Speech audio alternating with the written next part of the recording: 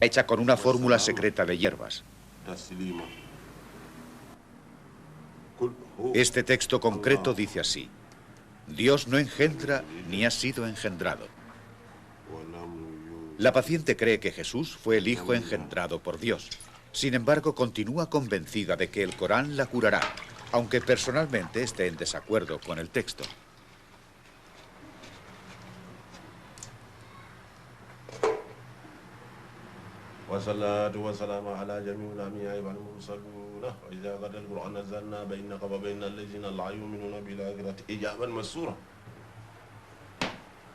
Las palabras sagradas se convierten en la poción de la cura.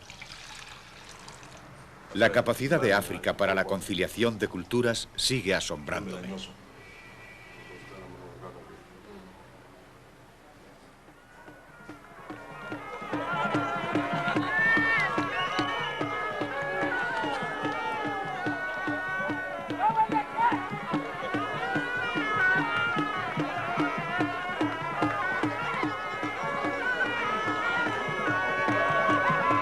Esta es la isla de Pemba, próxima a la costa oriental de África, azotada durante siglos por los vientos del tráfico internacional, desde los persas a los portugueses. Una de las más extraordinarias herencias del pasado es la corrida de toros.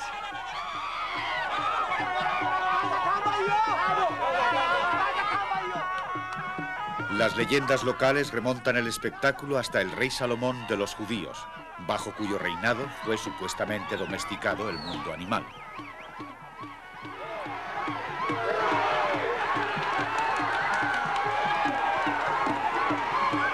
El matador de Pemba está desarmado.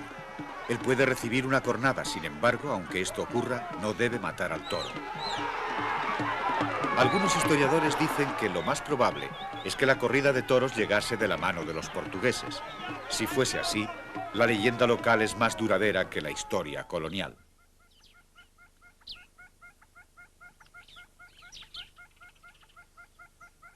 Entre las contribuciones menos duraderas de Occidente a África se encuentran las estructuras de ladrillo y acero. En mi opinión, la civilización occidental da por descontado que lo más sólido es más duradero.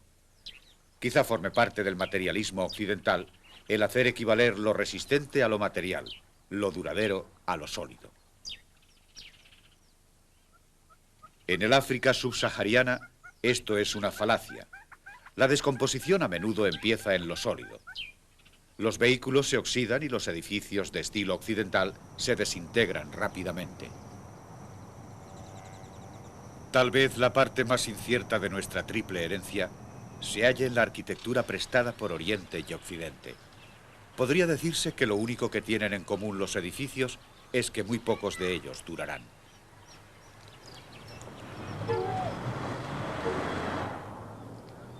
Sin embargo, incluso cuando no podemos mantenerlos, seguimos persuadidos de que así es como hay que construir. No obstante, existen lugares en África de los que hemos aprendido algunas lecciones, tanto de la geografía como de la historia.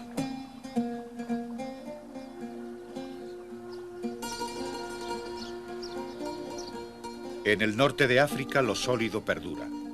El clima desértico, que es el azote de la agricultura, conserva algunos de los monumentos históricos egipcios. La historia de Egipto es un conjunto de capas de civilización. Al igual que el limo del Nilo, a lo largo de los siglos se han acumulado diferentes culturas, creando una especie de geología de la cultura que va desde los tiempos prefaraónicos hasta la fe islámica. En muchos sentidos hubo un sentimiento constante. En esta tierra, el hombre ha competido con Dios en su intento de crear grandeza. No solo a la hora de construir pirámides, sino también templos, mezquitas. Muy a menudo su grandeza está al servicio de Dios. Sin embargo, en su aspecto más vistoso, también tiende a ser una imitación de Dios. Y ahora, la nueva religión ha reemplazado con la media luna al viejo símbolo del sol del Egipto de los faraones. Para mí, Una de las uniones más emocionantes entre el intelecto africano y la enseñanza islámica se encuentra en la Universidad de Al-Azhar, en El Cairo. La mitad de la población de África es musulmana y muchos consideran que en esta universidad se halla la auténtica fuente de la enseñanza islámica. Enseñanza que se imparte hace casi 1000 años.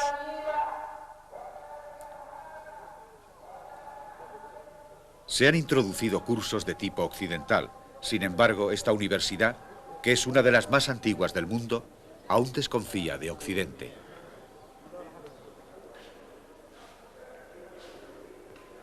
Egipto fue uno de los primeros campos de batalla entre el Islam y Occidente.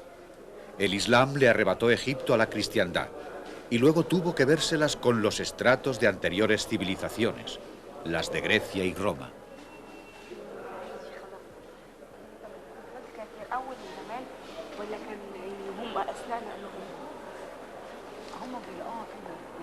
Los egipcios solían llamar a su pasado preislámico Jahiliya, los días de la ignorancia, expresión que forma parte de generaciones de islámicos que actuaban a la defensiva y que solo ahora se está derrumbando parcialmente. Se da por supuesto que la cultura occidental ha arraigado mejor en aquellas partes de África donde no existe el Islam, donde no existe una fuerza rival. No es cierto. No es cierto en absoluto.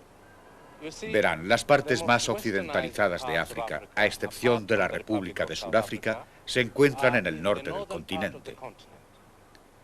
Y al mismo tiempo, el norte es el sector más islamizado. Por lo tanto, en Egipto, en Tunisia, en Argelia, en Marruecos, se observa que hay sociedades que están fuertemente occidentalizadas a la vez que profundamente apegadas a la fe islámica.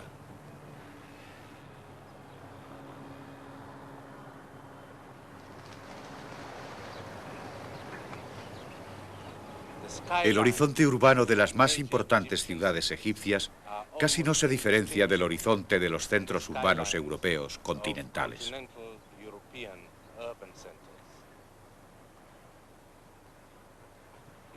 No se puede ser a la vez musulmán y cristiano, pero se puede ser musulmán fuertemente occidentalizado. Se lo aseguro.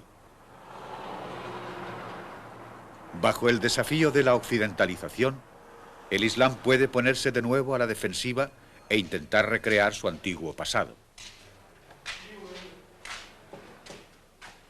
Sudán, al tener que enfrentarse con el aumento de la delincuencia y el alcoholismo, introdujo unas severas penas islámicas, además de haber heredado un gran número de leyes occidentales. Por las pruebas aportadas por el policía, sabemos que a este joven se le acusa de estar en posesión de alcohol.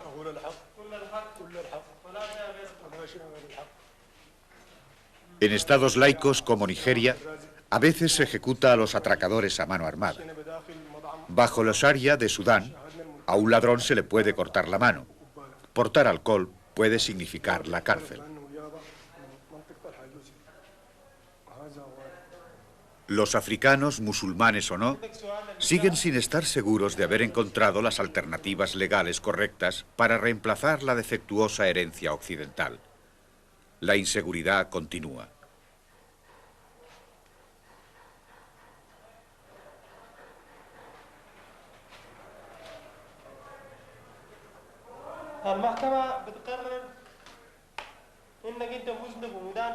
El acusado ha sido hallado culpable del delito que se le imputa y es condenado a 1 mes de cárcel y 30 latigazos.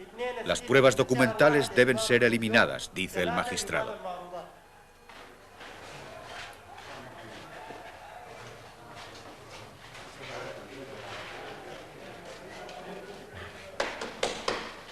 Señoría, quisiera referirme al caso de Hollins contra Fowler, que, como sabe su señoría, se encuentra en los archivos legales de 1875, volumen 33, página 73.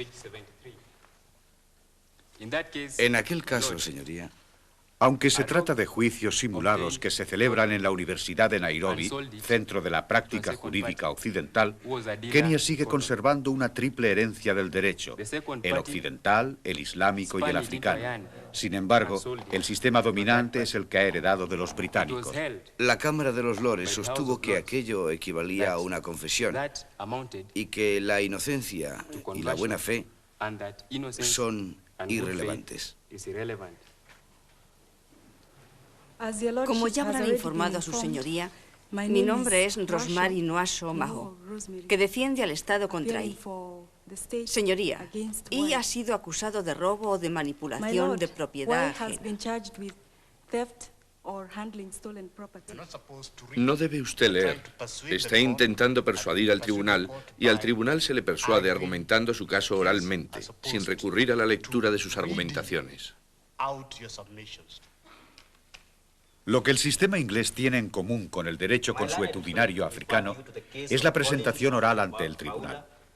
Irónicamente, uno de los retos más difíciles para los estudiantes, quienes son producto de la tradición indígena oral, es evitar tener que leer sus notas. Soy consciente de que no es vinculante para su señoría, pero tanto mi colega como la señorita Wayu están leyendo sus argumentaciones escritas. Señor, esta es una tradición del pasado. La argumentación ante el tribunal debe ser oral, a menos que el abogado... Aunque en la Kenia poscolonial, el sistema legal occidental ha fracasado al tratar de detener la creciente ola de delitos, cada vez se hace mayor hincapié en las leyes occidentales, tanto en detrimento de la disciplina indígena como de la islámica. La argumentación del cliente debe exponerse oralmente. Decidiremos sobre las diferencias que...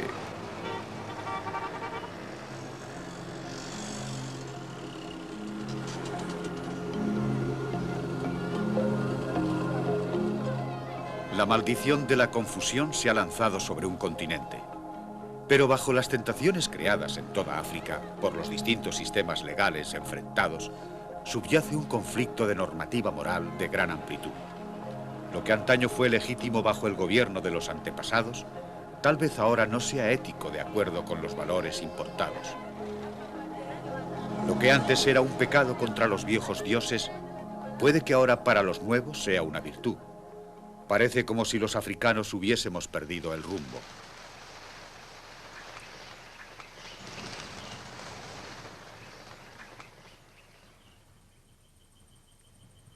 ¿Existe eso que llamamos corrupción o es todo cuestión de cultura? Si mañana le hiciese una ofrenda religiosa a Dios, justo antes de pedirle que cure mi enfermedad o que me dé otro hijo, ¿acaso estoy sobornando al Todopoderoso? Por supuesto que el jefe de esta aldea no es Dios, pero si yo acudiese a él con una ofrenda de frutas, o si me presentase con una gallina, justo antes de pedirle permiso para recoger leña, en su cultura esto no sería soborno, sino un homenaje al jefe. Sería un símbolo de buena voluntad recíproca. Mi regalo sería como un agradecimiento previo del servicio que estoy esperando recibir del jefe de la aldea.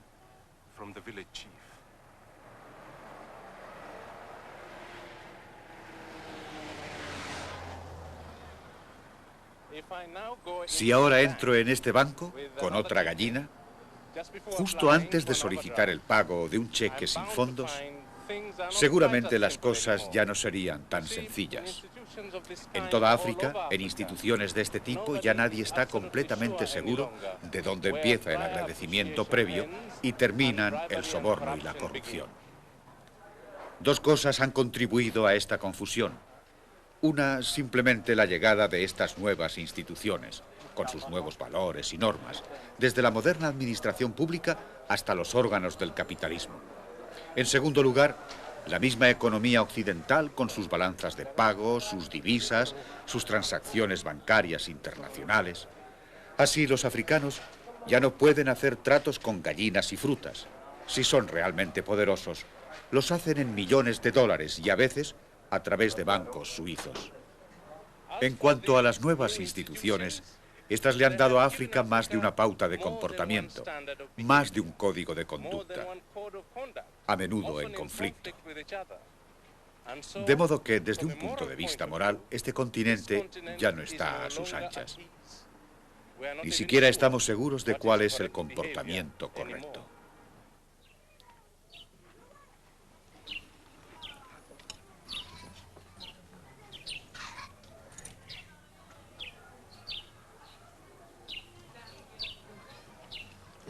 El desconcierto es aún mayor entre aquellos que padecen una enfermedad mental.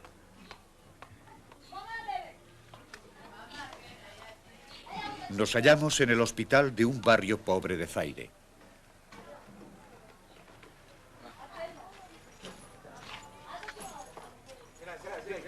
El impacto occidental ha sido el causante de su propio desequilibrio. Las ciudades han creado nuevas formas de alienación y de soledad. Las lealtades familiares muestran el agotamiento de la vida moderna. Además, en las ciudades hay nuevos índices de alcoholismo y de abuso de drogas. Los pobres ven la locura como una forma de borrachera prolongada.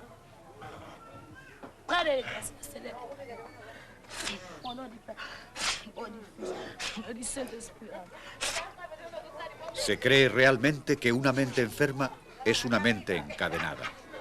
El tratamiento incluye el uso de extractos de hierbas a través de los ojos y de la nariz.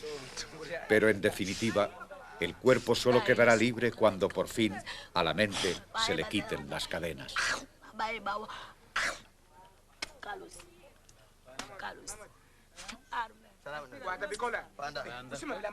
En mis viajes por África, nada me ha turbado tanto como ser testigo de esas enfermedades mentales. Hay confusión entre los enfermos y también entre los sanos. Tal vez se trate de una experiencia simbólica de nuestra condición poscolonial. Nuestros remedios frecuentemente son tan alarmantes como nuestros males.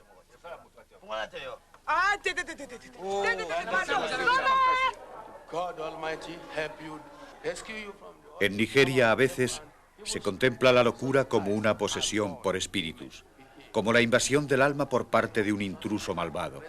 Si Satanás ha colonizado la mente, Jesús debería ayudar a exorcizar al diablo.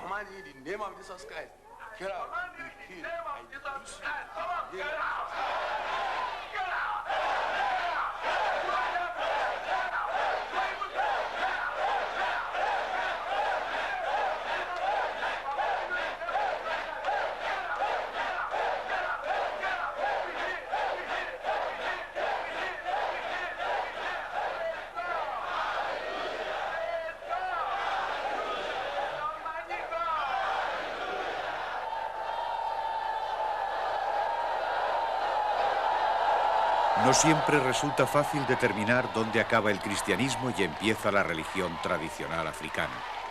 Las creencias ancestrales de los Toruba, en ocasiones, reciben una expresión cristiana, del mismo modo que se le confiere al cristianismo una personalidad africana.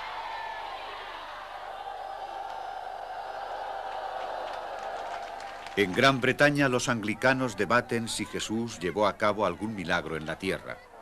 En Nigeria, en esta Iglesia Apostólica de Cristo, la congregación está convencida de que Jesús está devolviendo la vista a los ciegos y curando a los poseídos aquí y ahora.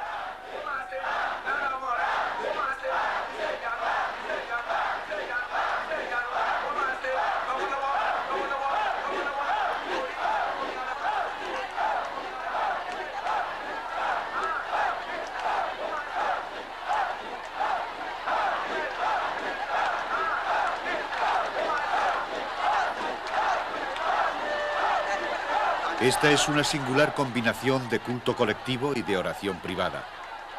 Cada miembro de la congregación le reza en privado a Jesús, inspirado por un sentido de entusiasmo colectivo.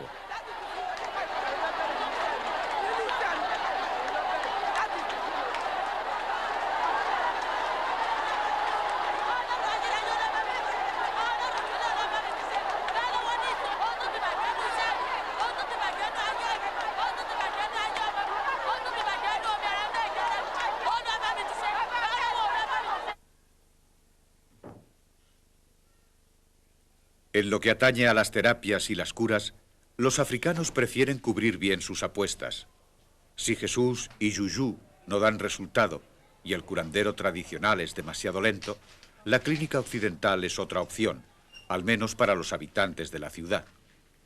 Los africanos mezclan de nuevo sus explicaciones de los desastres físicos. Este niño se quemó con fuego, pero ¿fue un accidente o brujería? Los padres no ven ninguna contradicción entre la adivinación y la medicina occidental.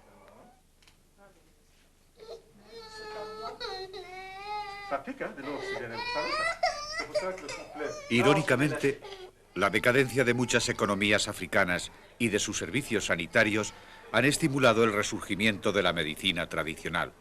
Si uno no tiene dinero para su propio tratamiento y sus medicinas, es preferible consultar a la medicina de los antepasados.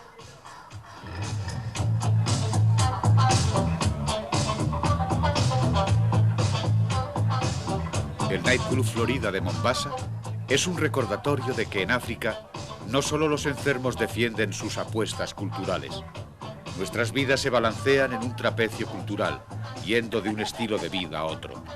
El Florida es un lugar de encuentro de culturas, de razas, de cuerpos.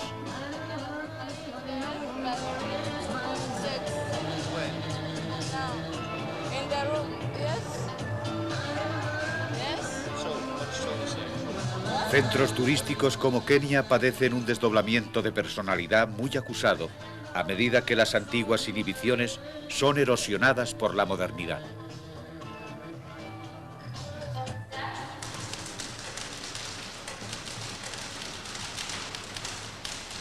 Las mujeres musulmanas de la costa de Kenia, antaño segregadas y ocultadas en el hogar, ahora se están preparando para un empleo en el mercado libre de trabajo. Hace 30 años, trabajar como secretaria era algo excepcional para una mujer musulmana. Hoy en día, forma parte integral de la escena laboral de Mombasa. Llevar a las mujeres desde el campo hasta la máquina de escribir supone reducir su trabajo, pero trasladarlas desde la segregación del harén hasta el mercado de trabajo es mejorar su significación.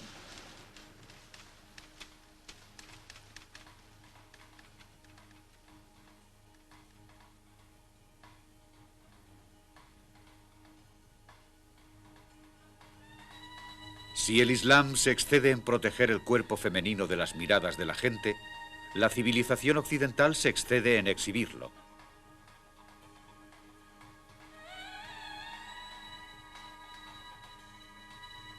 Lo que está en juego no es solo la moralidad, sino también el buen gusto y los cánones de belleza. En este concurso de belleza en Zaire, son los extraños los que deciden qué mujer merece la pena ser admirada. Los africanos podrían favorecer unas proporciones más amplias, pero para triunfar en las competiciones del extranjero, las características de la ganadora deben conformarse a los patrones occidentales.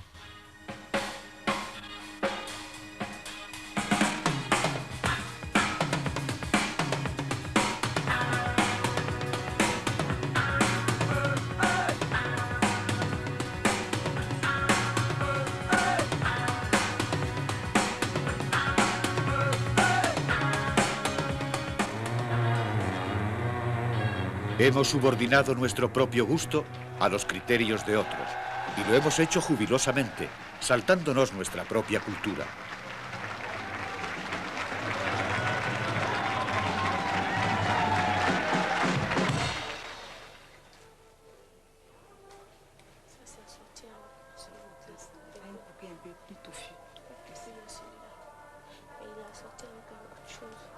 Cuando una mujer de clase media de Costa de Marfil vaya a casarse, probablemente alquilará un vestido de novia blanco en una elegante tienda de Abidjan.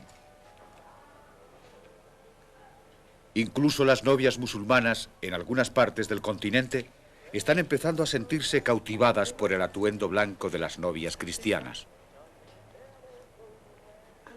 Pero cuando la pureza de la novia está representada por el color blanco, ¿no estará rebajándose la raza negra?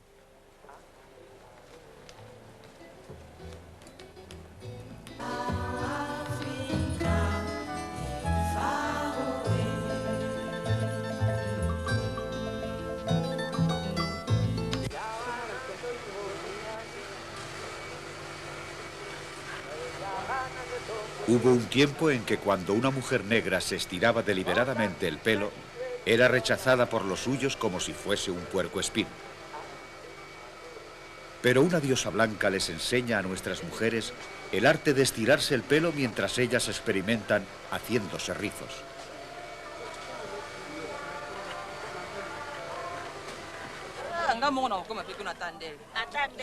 En Zaire los peinados tradicionales son populares, en parte debido a la promoción del gobierno a través de la llamada autenticidad.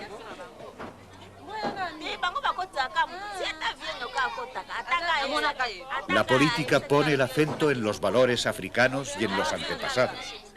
Promociona el uso de las lenguas africanas en las escuelas y anima a la gente a adoptar nombres africanos.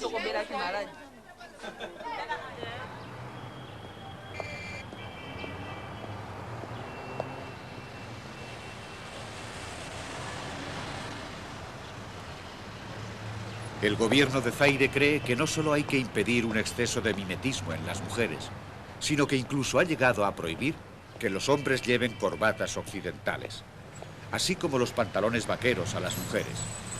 No es más que un comienzo, pero por una vez la cultura africana está contraatacando.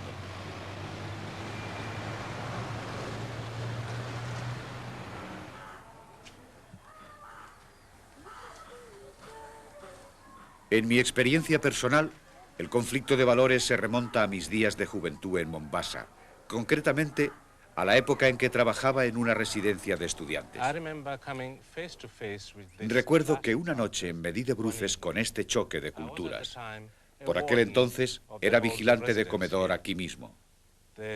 Los estudiantes estaban cenando mientras yo, abajo, paseaba en pijama. Bueno, no resultaba tan insólito que las personas llevaran pijama por la noche, ni siquiera en lugares públicos, porque Mombasa es muy calurosa y el pijama es relativamente cómodo. Sin embargo, apareció un oficial de servicio y se quedó asombrado al verme en pijama. Fui convocado ante mis superiores europeos, quienes me pidieron una explicación. Al principio yo estaba completamente desconcertado, porque no tenía ni idea de qué se trataba. Pero poco a poco fui comprendiendo que el hecho de llevar un pijama en público era inadmisible según la etiqueta europea. Entonces expliqué mi punto de vista. Alegué que era una institución musulmana y que yo, en pijama, vestía más adecuadamente que el oficial europeo que me había denunciado. Al fin y al cabo, el oficial europeo llevaba pantalón corto y para el Islam, enseñar las rodillas es una forma de desnudez.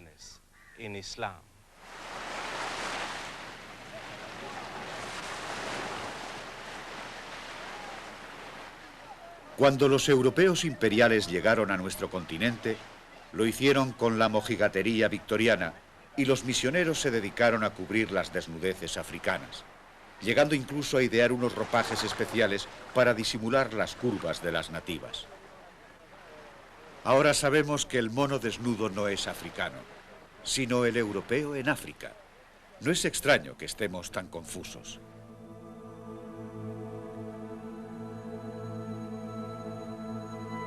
El Islam sigue siendo el más mojigato de los 3 legados de África. El islamismo ortodoxo exige que la mujer cubra gran parte de su cuerpo para resguardarla de las miradas masculinas impertinentes.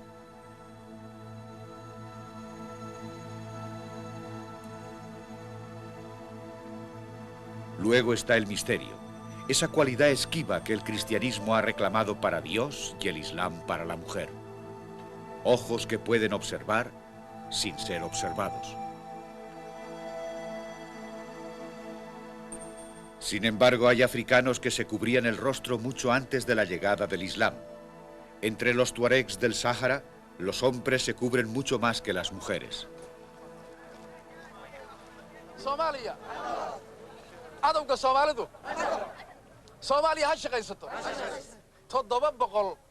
En el teatro del conflicto cultural africano, la cuestión del idioma ocupa un lugar preponderante. Los somalíes están impregnados de la tradición oral africana. También poseen un amor único por la poesía. Incluso los mítines políticos a menudo se llevan a cabo en verso.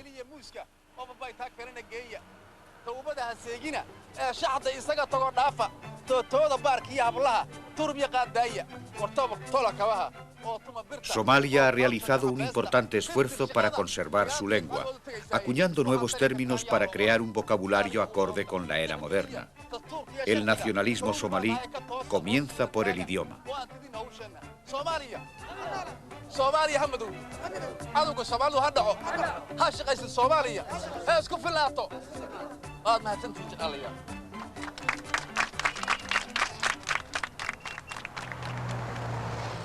En la Organización de la Unidad de África, un orgullo lingüístico como el de Somalia no es frecuente. Sus miembros están tan divididos respecto al idioma como lo están en otras muchas cuestiones. Y debido a esta división, han quedado a merced de la presión de los extranjeros poderosos. Cuando los africanos necesitamos un idioma común, sencillamente nos rendimos a una opción extranjera. En una ocasión causé consternación en esta misma sala de conferencias. Me habían pedido que propusiera un voto de agradecimiento a Su Majestad Imperial, el Emperador Haile Selassie, tras haber inaugurado yo mismo en esta sala la conferencia de los africanos y africanistas. De forma un tanto pícara, decidí empezar mi discurso en el idioma suajili. Si llegan a ver sus caras, nadie se esperaba aquello. No se imaginan al público, a los traductores en sus cabinas. Si llegan a ver la cara del emperador luchando con este botón, buscando afanosamente el correspondiente canal de traducción que no existía. Aquel moderno sistema de traducción simultánea no estaba concebido para servir al idioma más internacional de África, el suajili. Yo había conseguido mi propósito: demostrar que África era prisionera de los idiomas importados. Y lo es de un modo muy real.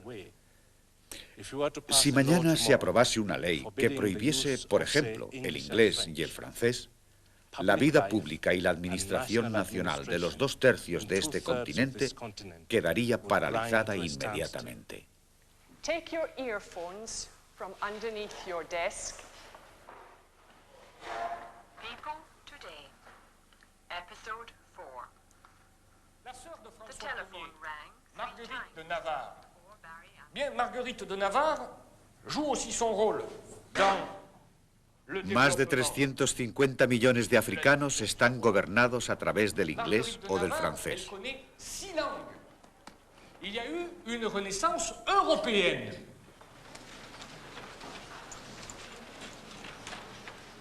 Ocho países africanos utilizan el árabe. Solo 6 de 50 países utilizan su propia lengua indígena como medio principal de enseñanza o en los asuntos oficiales.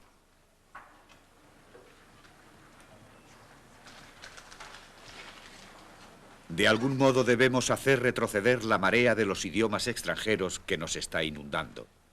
Debemos restablecer el orgullo de utilizar nuestra propia lengua africana.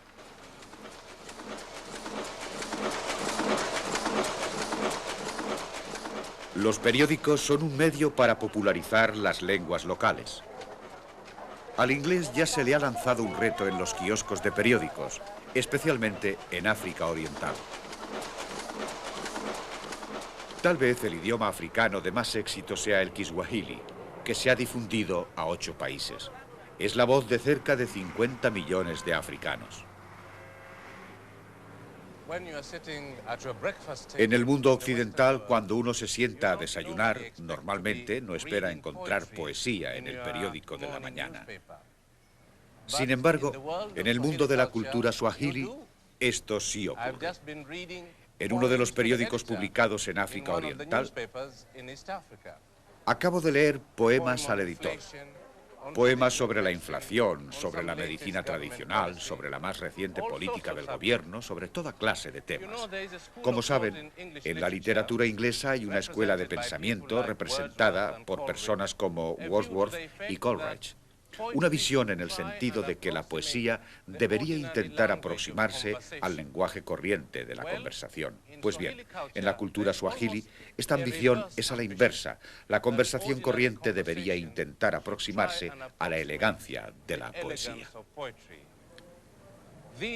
Estos poemas dialogados, a los que en suajili se llaman Masyaria Kujibisana, son un intento de satisfacer esa aspiración.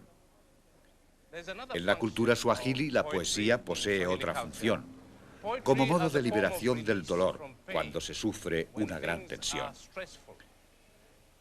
Hace algunos años, 2 de mis 3 hijos se quedaron ciegos repentinamente. Fue un trauma para todos nosotros. Y empecé a recibir poemas de mi patria, poemas de conmiseración. Era una forma de expresar un sentimiento de identificación. Y yo, a mi vez, respondí con una oda al nervio óptico. Toda esta experiencia fue una conmiseración rimada, un caso de angustia poética.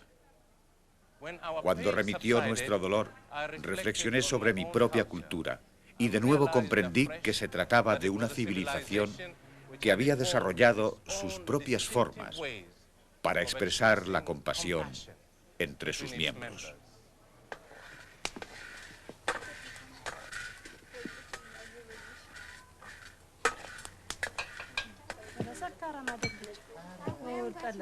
La civilización suajili es el producto de una unión que se llevó a cabo hace mucho tiempo entre las formas africanas y árabes. De un modo sosegado, esta escena etíope tiene reminiscencias de aquella cultura suajili.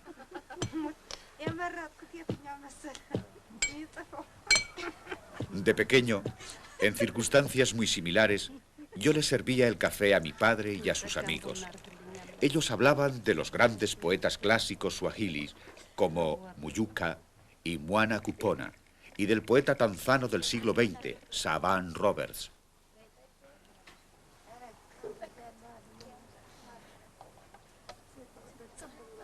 Tanto la poesía como la ceremonia del café son eslabones entre África y el mundo árabe, una unión viable de las costumbres, un paso hacia la tranquilidad social.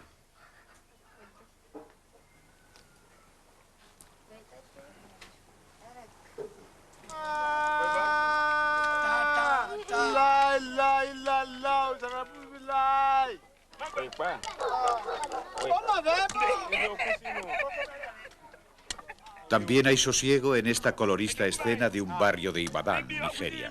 Musulmanes, cristianos y seguidores de la religión tradicional se juntan para jugar una partida de ayó.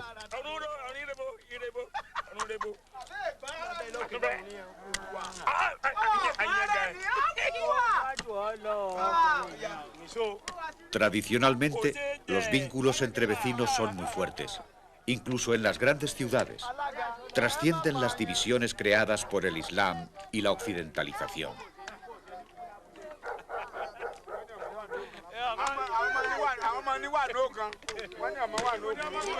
En esto, tal vez hay para África una lección más amplia, que en toda unión fructífera de nuestra triple herencia, el legado indígena debe ser, sin lugar a dudas, el cimiento más sólido.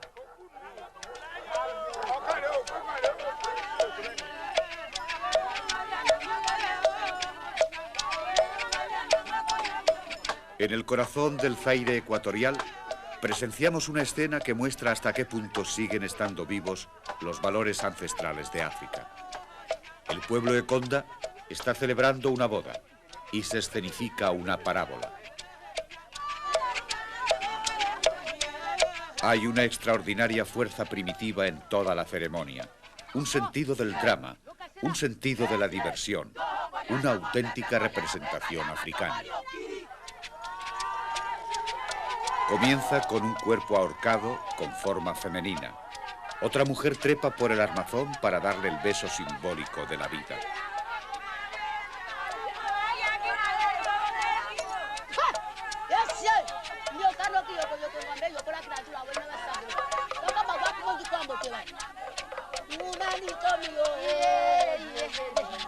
Esta es una ceremonia que no le debe nada a la influencia externa.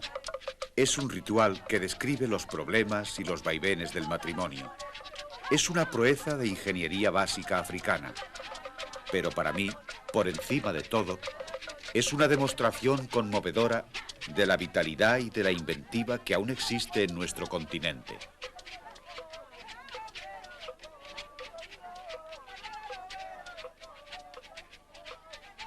Por supuesto que las nuevas fuerzas del Islam y de la occidentalización deberían tener más en cuenta esta muestra primitiva de espontaneidad, como reserva de energía africana que aún permanece intacta.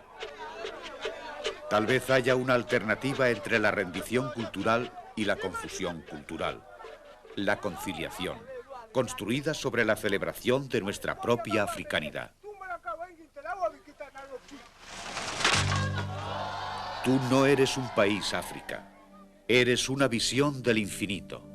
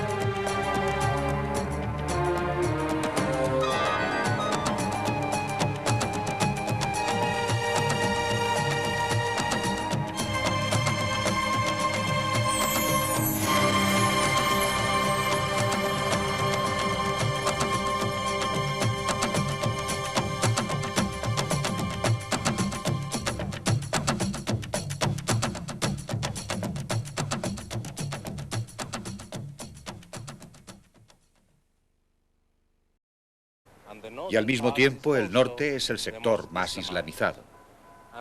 Por lo tanto, en Egipto, en Tunisia, en Argelia, en Marruecos, se observa que hay sociedades que están fuertemente occidentalizadas a la vez que profundamente apegadas a la fe islámica.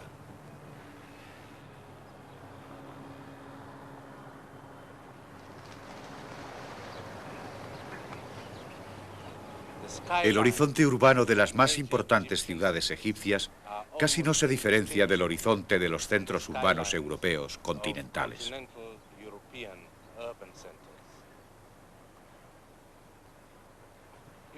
No se puede ser a la vez musulmán y cristiano, pero se puede ser musulmán fuertemente occidentalizado. Se lo aseguro. Bajo el desafío de la occidentalización, el Islam puede ponerse de nuevo a la defensiva e intentar recrear su antiguo pasado. Sudán, al tener que enfrentarse con el aumento de la delincuencia y el alcoholismo, introdujo unas severas penas islámicas, además de haber heredado un gran número de leyes occidentales. Por las pruebas aportadas por el policía, sabemos que a este joven se le acusa de estar en posesión de alcohol.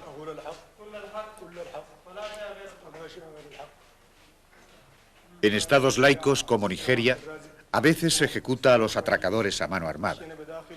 Bajo los Sharia se encuentra en la Universidad de Al-Azhar, en el Cairo.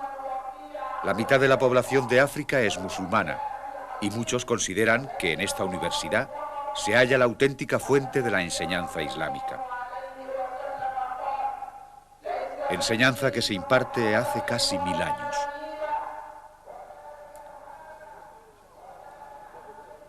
Se han introducido cursos de tipo occidental. Sin embargo, esta universidad, que es una de las más antiguas del mundo, aún desconfía de Occidente.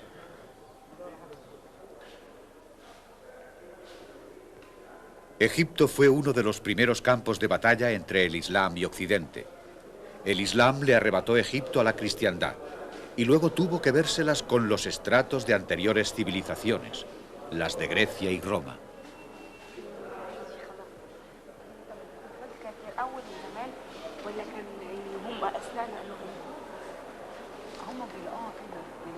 Los egipcios solían llamar a su pasado preislámico Jahiliya, los días de la ignorancia, expresión que forma parte de generaciones de islámicos que actuaban a la defensiva y que solo ahora se está derrumbando parcialmente. Se da por supuesto que la cultura occidental ha arraigado mejor en aquellas partes de África donde no existe el Islam, donde no existe una fuerza rival. No es cierto. No es cierto en absoluto. Verán, las partes más occidentalizadas de África, a excepción de la República de Sudáfrica, se encuentran en el norte del continente. Espectáculo hasta el rey Salomón de los judíos, bajo cuyo reinado fue supuestamente domesticado el mundo animal.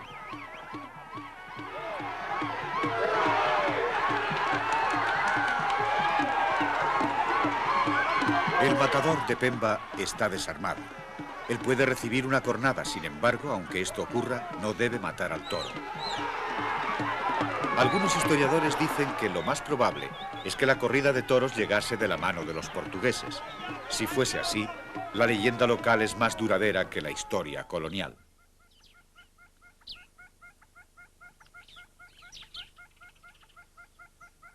Entre las contribuciones menos duraderas de Occidente a África se encuentran las estructuras de ladrillo y acero.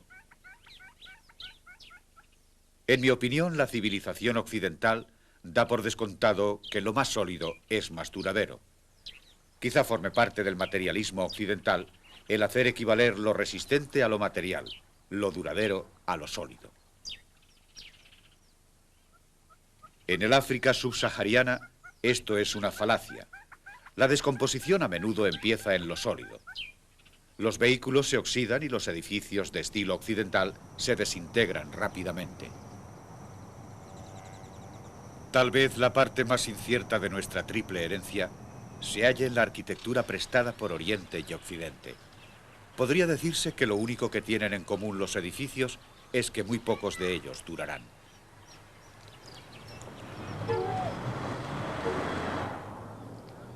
Sin embargo, hecha con una fórmula secreta de hierbas. Este texto concreto dice así: Dios no engendra ni ha sido engendrado. La paciente cree que Jesús fue el Hijo engendrado por Dios. Sin embargo, continúa convencida de que el Corán la curará, aunque personalmente esté en desacuerdo con el texto.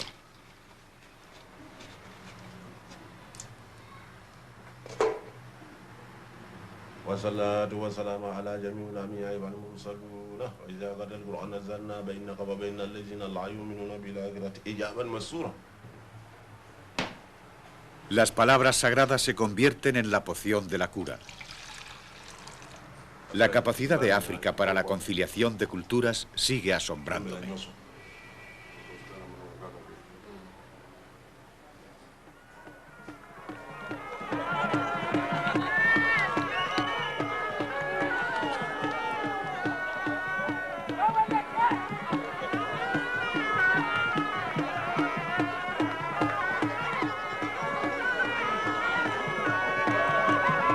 Esta es la isla de Pemba, próxima a la costa oriental de África, azotada durante siglos por los vientos del tráfico internacional, desde los persas a los portugueses.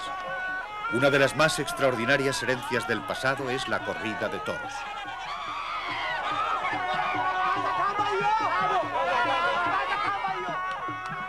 Las leyendas locales remontan el espectáculo, incluso cuando no podemos mantenerlos, seguimos persuadidos de que así es como hay que construir. No obstante, existen lugares en África de los que hemos aprendido algunas lecciones, tanto de la geografía como de la historia.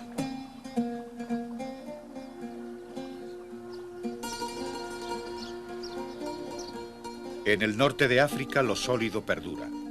El clima desértico, que es el azote de la agricultura, conserva algunos de los monumentos históricos egipcios. La historia de Egipto es un conjunto de capas de civilización. Al igual que el limo del Nilo, a lo largo de los siglos se han acumulado diferentes culturas, creando una especie de geología de la cultura que va desde los tiempos prefaraónicos hasta la fe islámica. En muchos sentidos hubo un sentimiento constante. En esta tierra, el hombre ha competido con Dios en su intento de crear grandeza. No solo a la hora de construir pirámides, sino también templos, mezquitas. Muy a menudo su grandeza está al servicio de Dios. Sin embargo, en su aspecto más vistoso, también tiende a ser una imitación de Dios. Y ahora, la nueva religión ha reemplazado con la media luna al viejo símbolo del sol del Egipto de los faraones. Para mí, una de las uniones más emocionantes entre el intelecto africano y la enseñanza islámica